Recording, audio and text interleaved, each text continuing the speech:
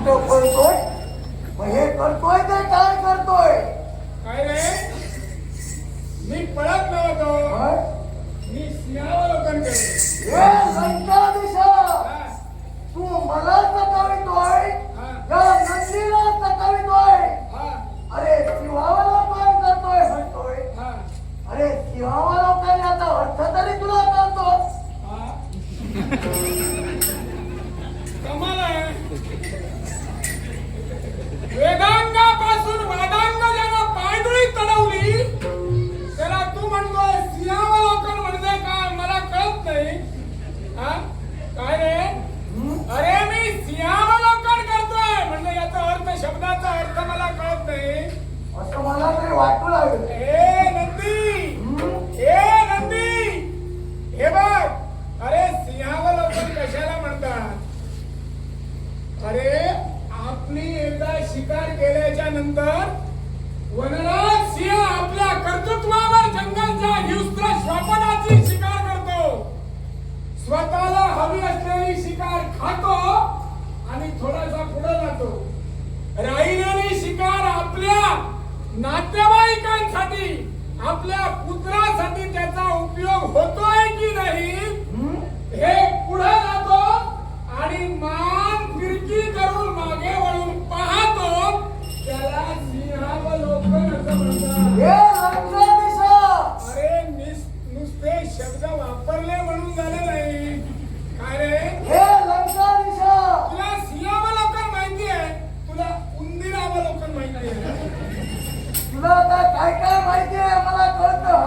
हे बघ, हे बघ, जास्त बोलू नको. शब्दांचे खेळ करून या नदीच्या नजरेतून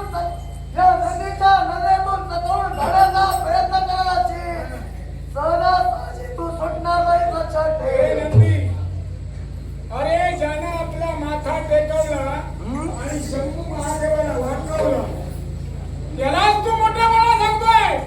अरे तुम्हाला मी काही वेगळा नव्हे, पण मला एक कळत नाही, काय ते? तू माझ्या मागावून का जातोय? एका गोष्टीसाठी माझ्या मातेचा तू अपमान केलाय आणि माझी मात्र इच्छा आहे तुझ्या मुलगीला तिथपर्यंत घेऊन जावं, म्हणून तुझ्या मागावून मी इथपर्यंत आलो. हे नंदी, तुला बैल का म्हणतात हे मला आता कळलं. कारण अरे हे कैलासावर असणारे शिवगण वेगवेगळ्या प्राण्यांची रूपं घेऊन कैलास पर्वतावर नाचत होते आणि त्याच्यात तू एकदा बैल झालास म्हणून तुला नंदी बैल असं म्हणतात. पहिल्या नंदीचे पराक्रम काय आहे हे या साऱ्या विश्वाला माहीत आहे आणि ते तुला देखील मी पटवून देणार. फक्त तो वेळ येऊ दे, नक्की पटवून देईल तुला सुद्धा. हे नंदी, अरे वेळ येईपर्यंत तुझ्यावर काळाचा पगडा बसलेला असेल हे सांगून ठेवतोय. मला चकवण्याचा प्रयत्न करू नकोस आणि माझ्या मुसक्या आवडण्याचा सुद्धा प्रयत्न करू नकोस. चल, जसा आलास तसा माघारी जा.